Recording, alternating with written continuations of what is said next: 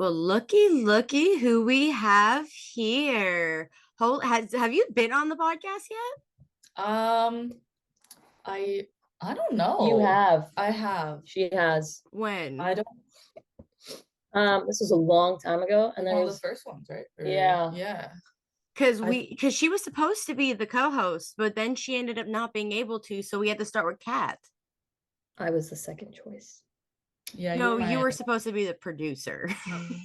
Yeah. Still the second choice. No, it's okay. It's okay. No, yeah, it's been a long time though. I mean, it's definitely been like 2 years or something since. It really has. So my name is Ericas.vinyl. You are listening to Music History on a High Note. That is Kat, and then introduce yourself. Oh, I am Tori.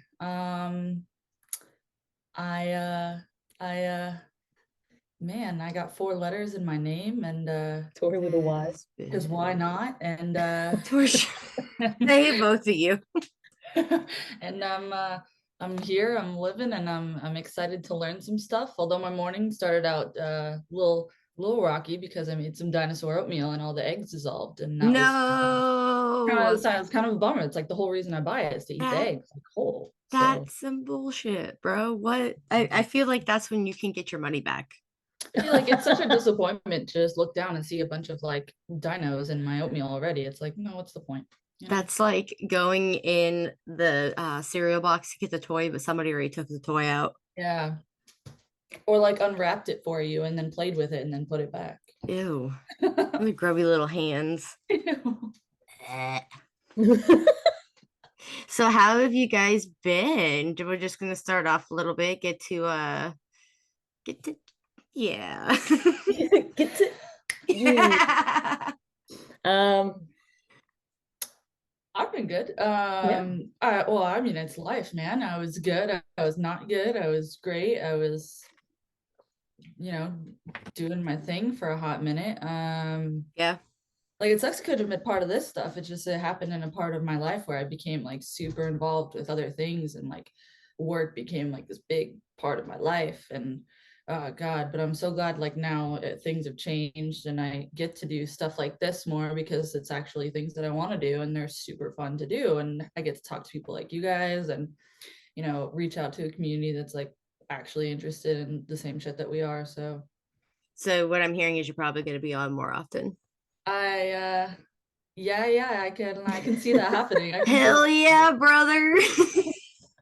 It's so funny because I know that like I haven't really been on since, or been doing this with you guys since like we first started. And that when we were first like our 5 first attempts at this.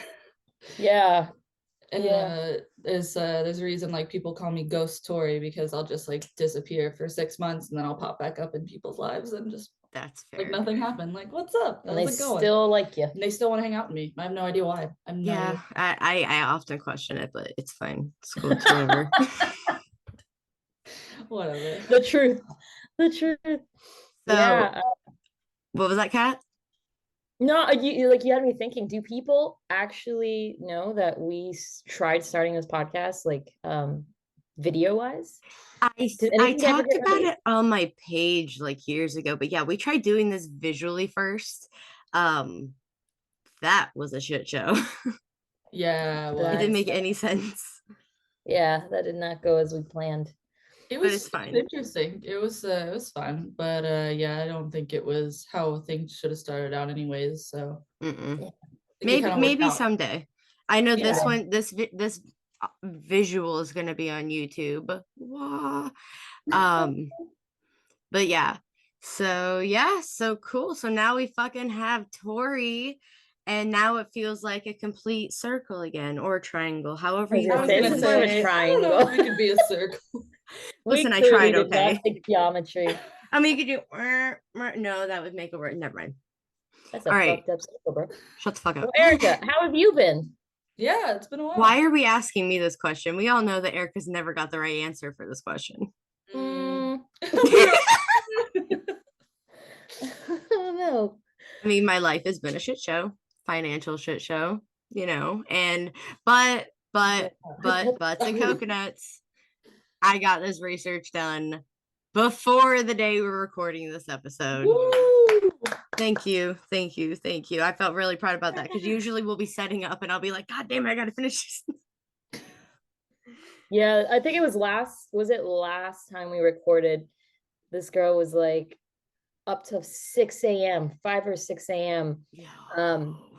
Being like, I'm just trying to finish the notes. And we were supposed to record like early in the morning. And I was like, dude, just don't go to sleep. Like, we'll push it back a couple days. Like, I felt so bad. I'm like, she has not slept. And then it would have been 3 episodes recorded anyways. Yeah. That was bad. Yeah. Oh, that was so bad. Oh, fuck. Yeah. All right. So, but today I'm going to go ahead and set a scene. I don't know if you guys can relate to this. I know a couple people that I've talked to can relate to this. So, hold on. Let me go check on my dumbass real quick. Well, I know it's not us, so that's good. Yeah. That's the first time. At least we're not dumbasses. Okay. That was pretty good. Oh, all right, my apologies. We missed. We didn't miss. We just slid off. Dang, it sounded good, to be honest. Well, what sounds good isn't always looking good. Yeah, like the podcast.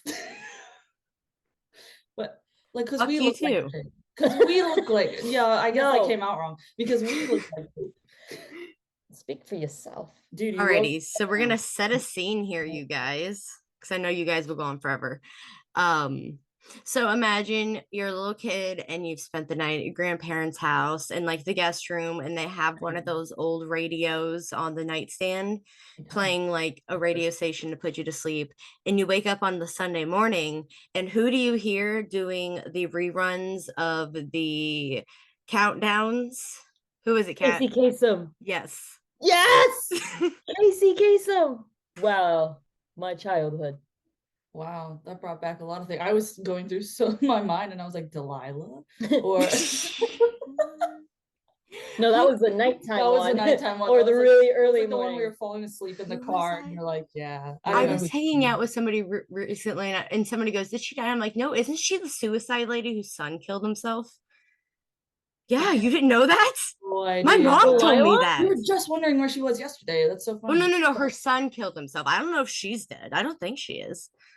Oh, good. No. It'd be like a domino effect, Like, I'm gonna look this up, guys. It's not good. I feel like this is important to know. We're gonna take a quick detour. I'm curious. I feel like we need to know. How do you spell Delilah? DELILAH. That's all I know how it goes. Delilah. Okay, nighttime radio host and book author. She is 62 years old. She's good. She's alive. She's alive. I don't remember who I was talking to, but I need to make sure they know that she's not dead. Yeah. So we're gonna know that she's not dead. I don't think. We would all like to confirm that Delilah, in fact, is not dead. She's good for now. Cool. Unfortunately, we can't say the same about Casey Kasem. How old was he when he? I want to say like 82 or 83. Okay. He lived a life. That voice, Shaggy. Oh my god, dude! Why'd you gotta ruin it, bro? You do this every episode for something. Granted, you're fired, Kat. You're fucking fired. Sorry. I do this a lot. For viewer context, we had no idea what this was going to be about. So for me, I have absolutely no idea because they know a lot more than I do. So you don't know who Casey Kasem is? No, I know. No, I know. You brought back like a memory that I didn't know that I had. Could you relate to that setting? Absolutely. I'd fall asleep in my grandparents' spare bedroom downstairs with like a warm Pop-Tart and some milk, and I'd wake up and the little stupid clock radio was on, and I was like, all right. And that's where you brought me back. And Pop-Tart and milk. That's great. It was so good. I would do it again. Probably not now. No, not with them now. They kind of annoy the shit out of me now. Like, I'm good. Amazing. So Camille Aman Casey Kasem, so his nickname was Casey, was born April 27th in 1932 in Detroit, just like Eminem. What? To Helen and Amin Kasem, who were Lebanese Druze immigrants, and they did not want their kids speaking Arabic at all. And they're just like, no, you will be American. Our faces were like, I know. Something's wrong. Wait, why? I mean, Well, I guess 1932, and then from there it wasn't always like easy People being think coming here a now is different going to be person great. in And general. People they think get what? into our people now think getting to our country is going to be great. And then they get here and they're like, wow. Yeah, This is America. yeah, that's so true. Or whatever Childish Gambino said. Reference. So, 32. I can't get over that because my great grandmother was born in like 20 something. So okay, I don't know why, but like my notes from the when I did watch the 48 hours on this, they like cut into the very beginning. I'm like, why are we already talking about his grave? No, okay, no, not Casey's yet. back. from birth to death. So In one line. he grew up in the 1940s listening to something called the Make Believe Ballroom, which would like it was basically like we're gonna try to cover it later on. It was like the basically first disc jockey show on the radio.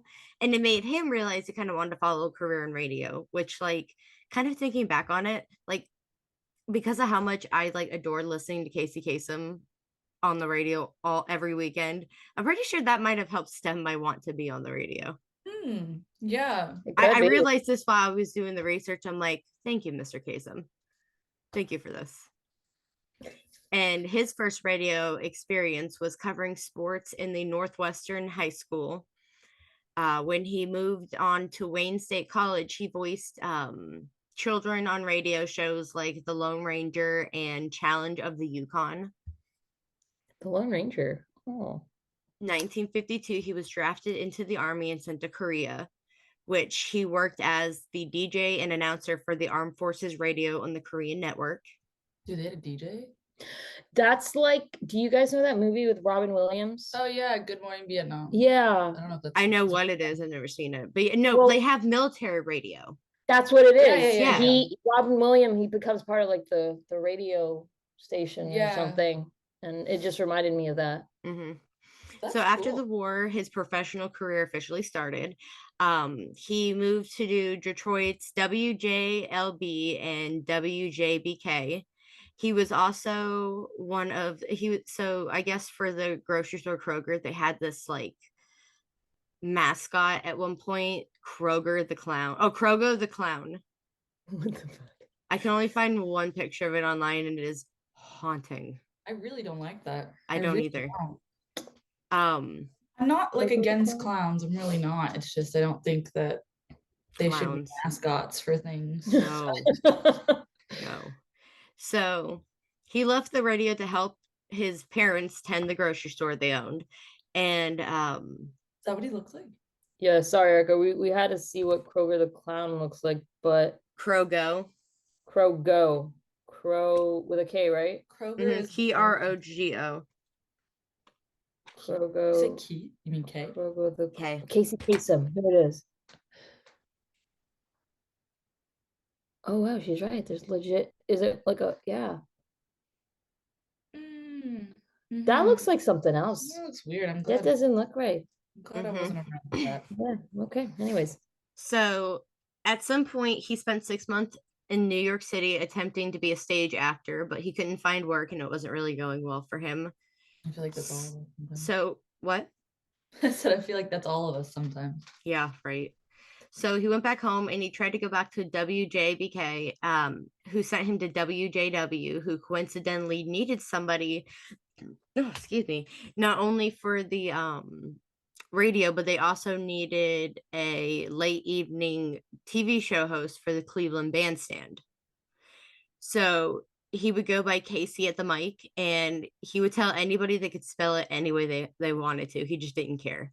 Oh, nice. Which, unlike Rick was just like, take the Y off my goddamn name. So he was there. I felt for him. So he was there for a short time, but it was hella successful.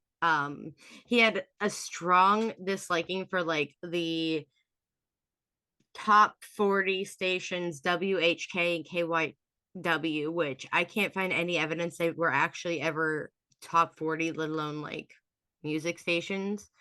but either way, that's what one of the things said. So within months, he reached second place behind WHK in rating surveys on weeknights and number one on weekends. And he devoted his show to R&B recordings that had a high energy rock style. So he wasn't like, it wasn't just like main. It was, let's go into. Yeah, let's branch out, give people culture a little bit, you know? Yeah.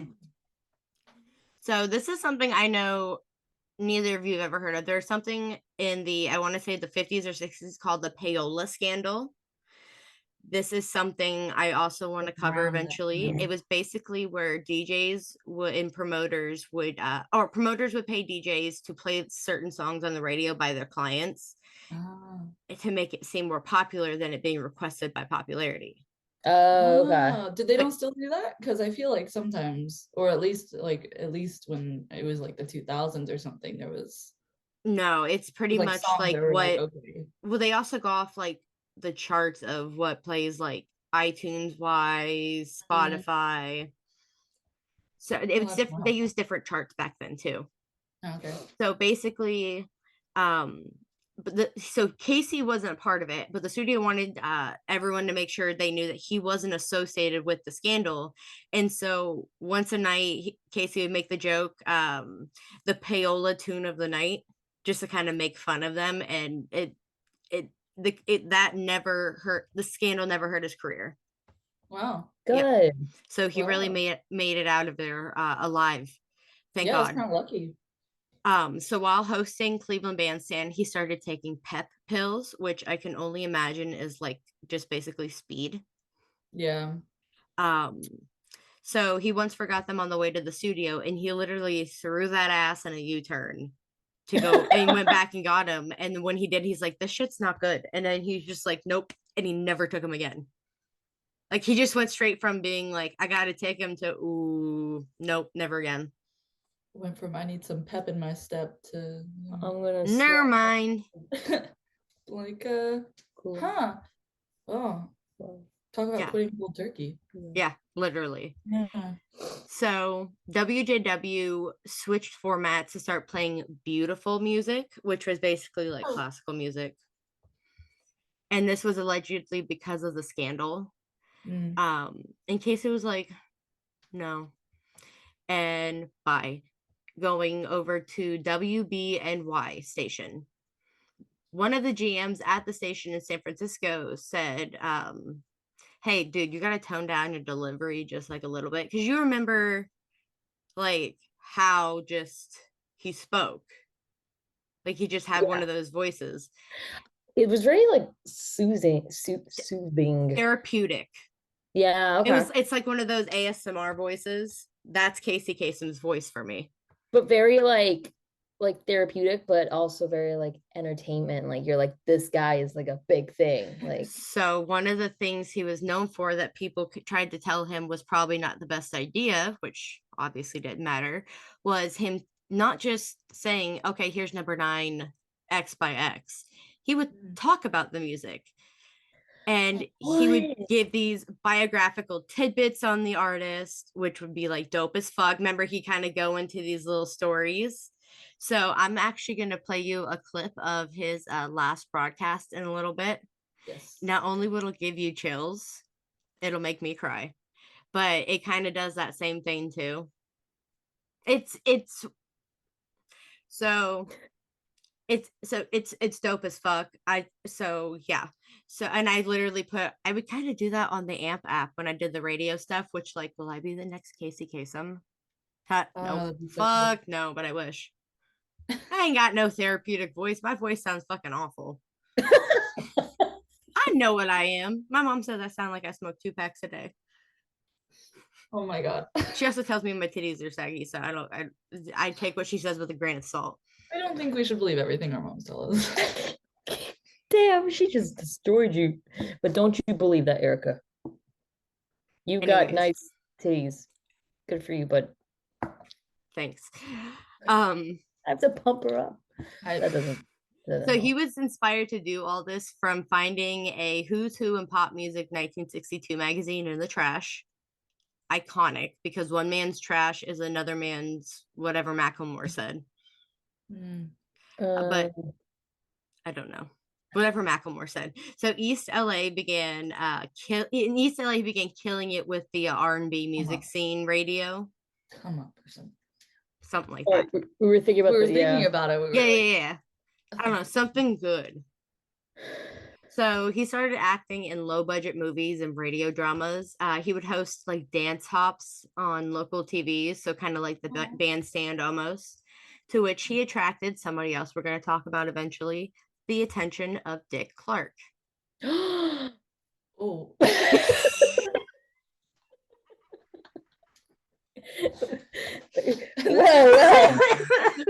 Nothing scripted.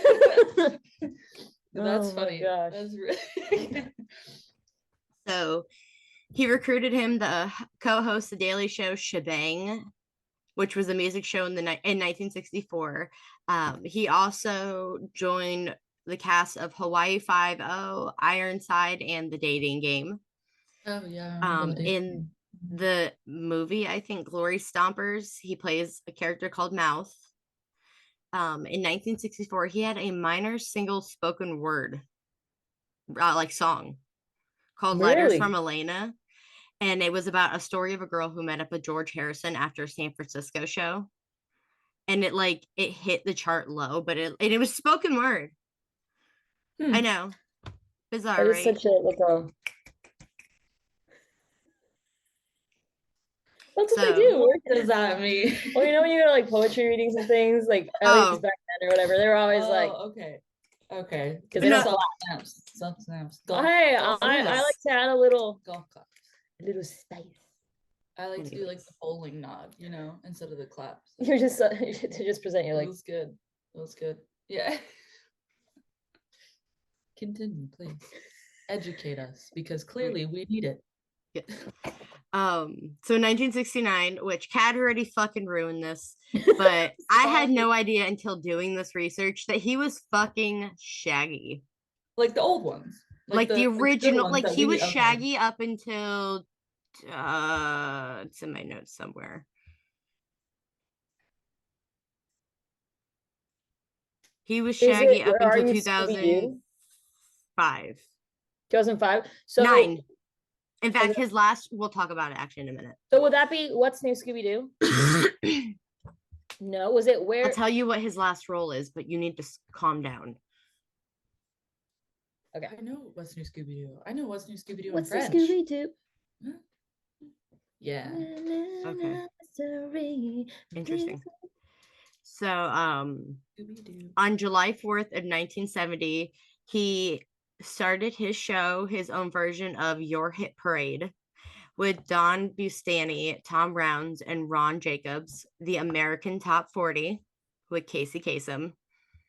Nice. Here we go, boys. So basically, he would count down 40 to 1 on the Billboard's Hot 100, and he would add the trivia and little bio tidbits from each of the artists, which was something that literally was not anything anybody did. But like, he just wanted to be like, bitch, I'm different. Yeah. That's nice. Yeah. He would end every show with the phrase, keep your feet on the ground and keep reaching for the stars. Yeah. Yep. Every single episode. In October 78, the show stretched from being 3 hours to 4 hours. And then also inspired like great value versions that were like spin-offs. So like the American Top 10, which he also hosted, which was a half-hour music video show. We weren't around for that. Oh, we were like, no, way before that, like, way before us. So in 1972, he married his first wife, Linda Myers. Their marriage was from 72 to 79. They had 3 kids, Mike, Julie, and Carrie. However, in 1980, he married Jeannie Thompson, whom he had 1 child, Liberty Jean Kasem. That bitch is sketchy, and we're going to talk about that. Oh, okay. Time out. The daughter or the wife?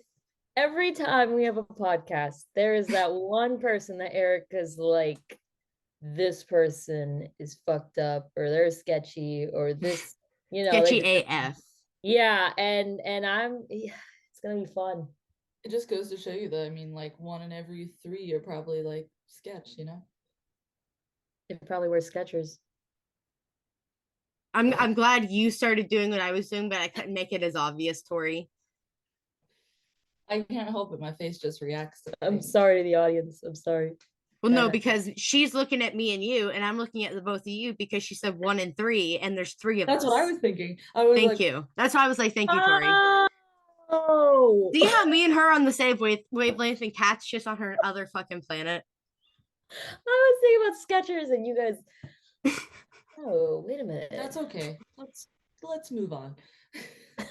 Moving on. So he ended up voicing and acting in several iconic roles. Like he was Peter Cottontail in Here Comes Peter Cottontail. Aw. He was in The Incredible Two-Headed Transplant, which I've never heard of.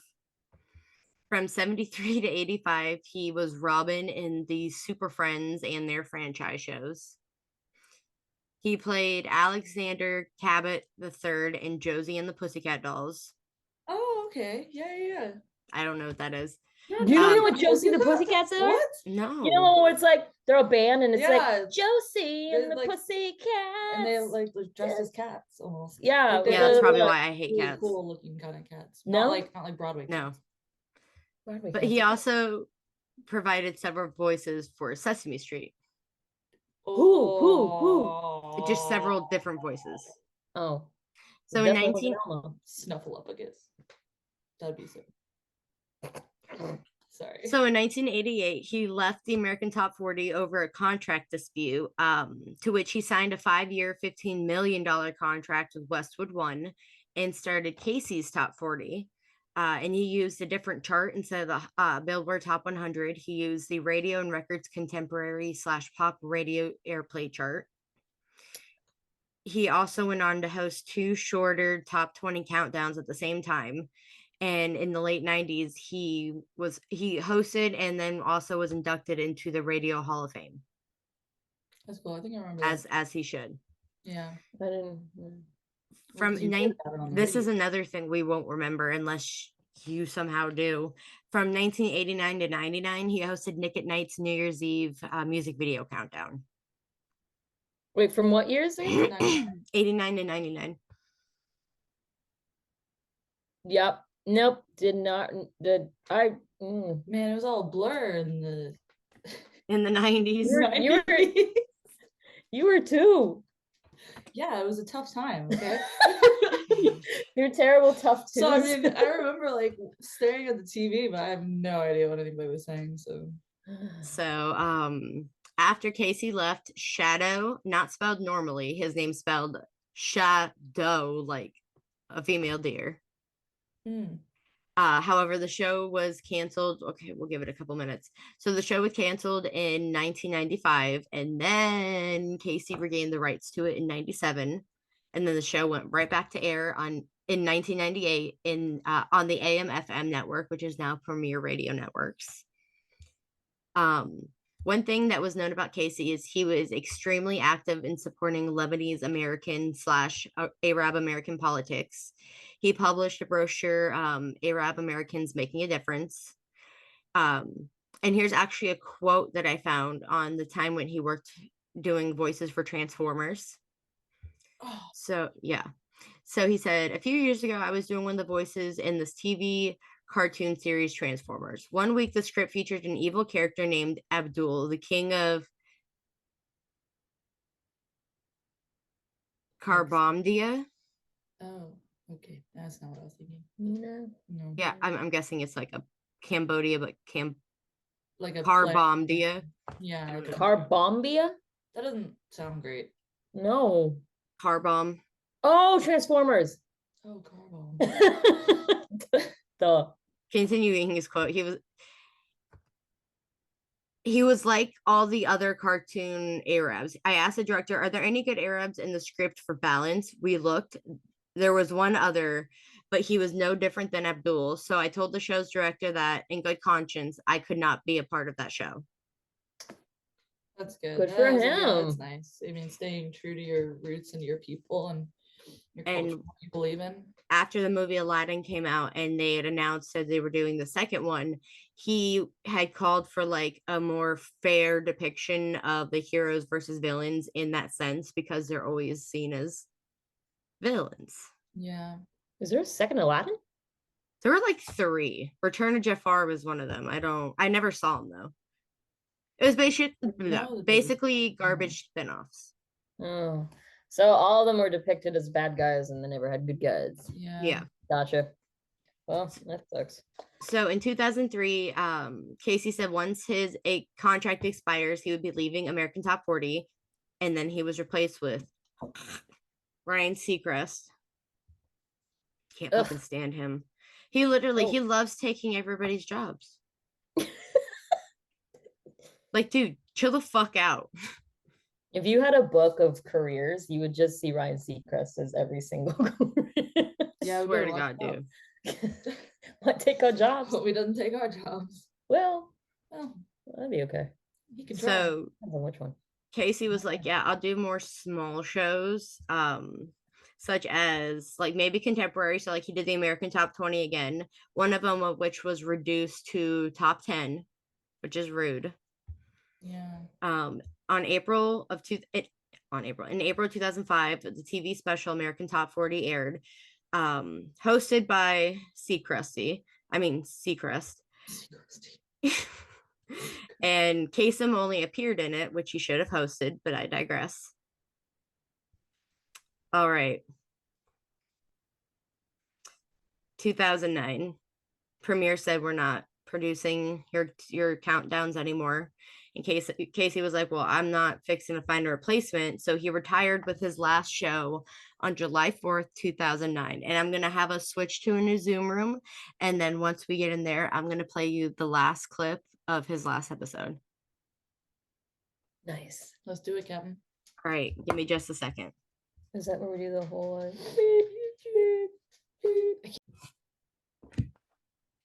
So I'm going to play you a very emotional audio clip of Mr. Kasem's the last song he announced as the last #1 song. And it's so that way you can hear his the outro for his stuff. So yeah, here we go. That's Nickelback holding at #2 with If Today Was Your Last Day. I'm Casey Kasem. Well, now we're up to the #1 song in the land, and I look back at 4 amazing decades, counting them down. The countdown began on the 4th of July, 1970. It was an idea that my partner Don Bastani and I came up with. Our first show took more than 18 hours to record. And at first, we only had 7 stations. But Don and I believed, and so did a growing number of listeners. Back then, there were no long-distance dedications on the show. That didn't come along until 1978, when Matt Wilson located one in the mail. And Matt's been with us ever since. To date, we've read more than 3,000 of your dedications. Over the years, musical trends have come and gone, from disco to new wave, from punk to hip-hop, from bubblegum to rock. We've been there, counting them down. It's been a great 39 years, and it's really been an honor for me. But we're not finished yet. Our first #1 back in 1970 was Mama Told Me Not to Come by Three Dog Night, and we've got one more song to go. The #1 song in the USA for a third week is Second Chance by Shinedown.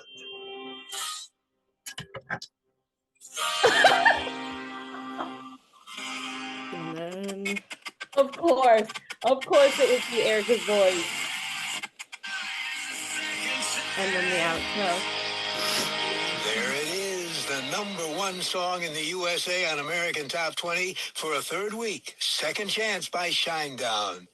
I'd like to share with you something I've learned over the years. Success doesn't happen in a vacuum. You're only as good as the people you work with and the people you work for. I've been lucky. I've worked for and with the very best. American Top 20 is a production of the Premier Radio Networks. AT20 was created by...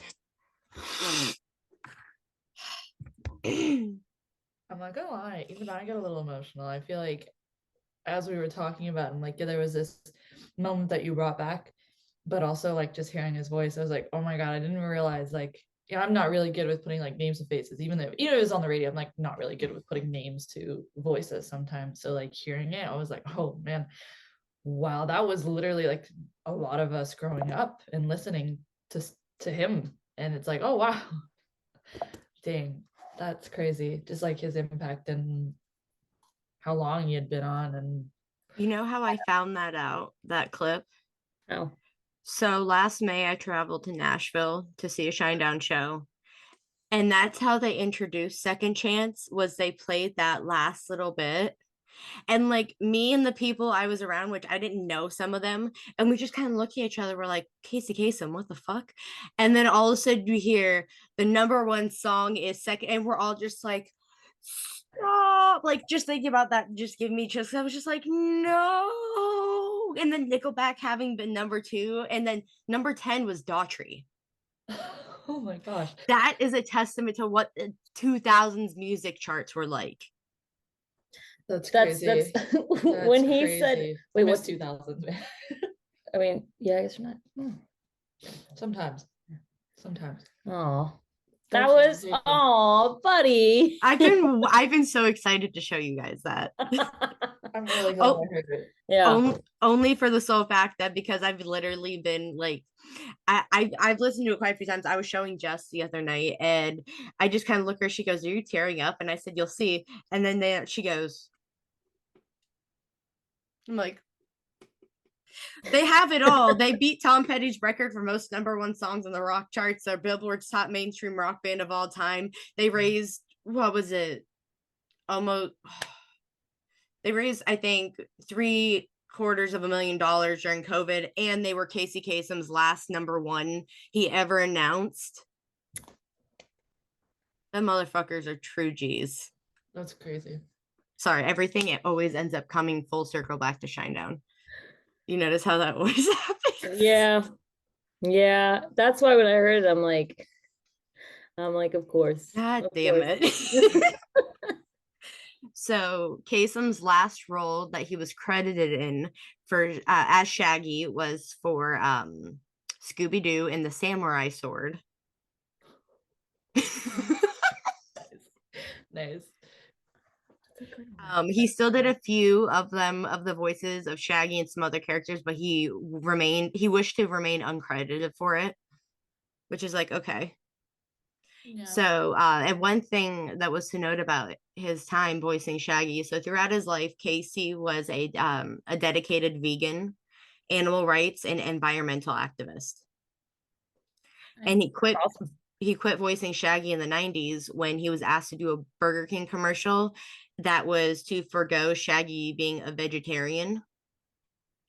And he returned back in 2002 after negotiating with the company to be like, hey, he's a vegetarian again, which is like, that's a true activist right there. Yeah. Like he didn't just say, he did. Good for him. Look at he that. got stuff done, like made some change. Yeah. So unfortunately, in October of 2013, his daughter Carrie announced that he had been found with Parkinson's disease. However, a few months later, it was said that he had Lewy body dementia, which I guess is very similar, and you can't really tell the difference between. I couldn't even tell you what the difference between them were.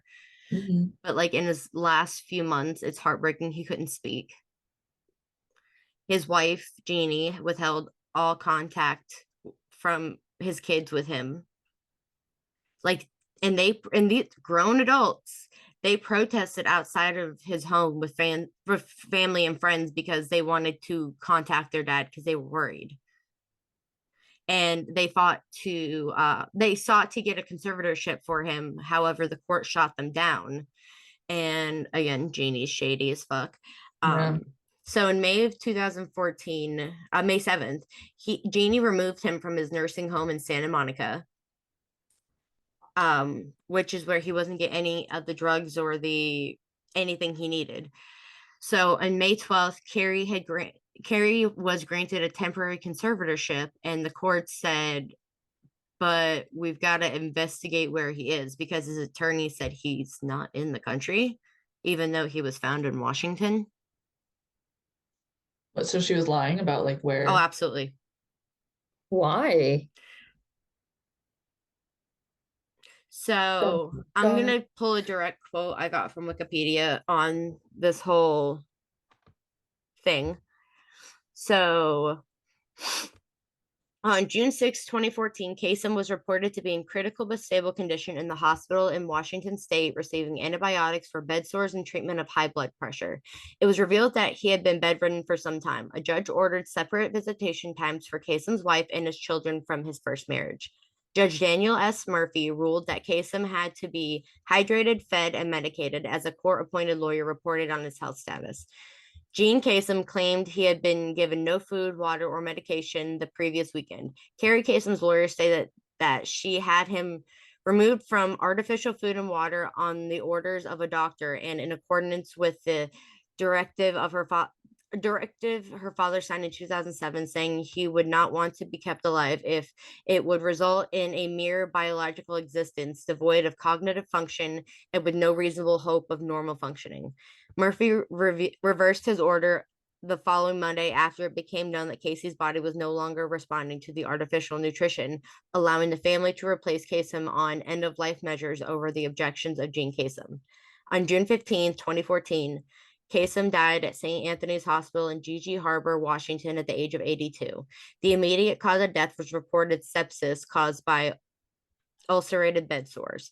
His body was handed over to his widow. Reportedly, Kasem wanted to be buried in Forest Lawn Memorial Park in Glendale. However,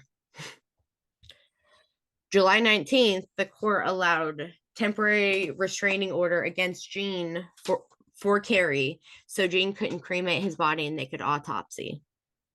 Oh, wow. So she went to give the order to the funeral home, and this fucking bitch had him flown to Montreal 5 days prior.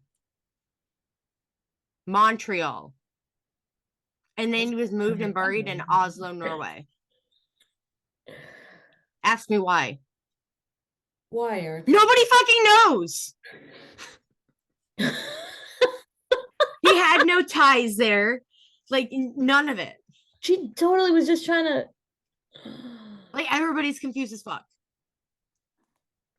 That makes me mad. It makes very mad. So in November 2015, the three kids and his brother sued Jamie for wrongful death. And then Jamie tried to pin the death on them. But no evidence pointed at any homicide. Mm-hmm. So watching the 48 hours that they did on this, like his wife, watching her talk, it was like watching another Casey Anthony and another Amber Heard. You can just tell she has no true emotion. Like, allegedly, we're just gonna say allegedly for the sake of our own asses, but allegedly, yeah, because we don't know. We don't. It's true. We don't. So she moved him from the facility because she was convinced her husband's life was in danger. And first off, I feel like it was more in danger with her around. Didn't seem like she really had the best interest. Yeah. Hold on. Sorry. My eyes just like.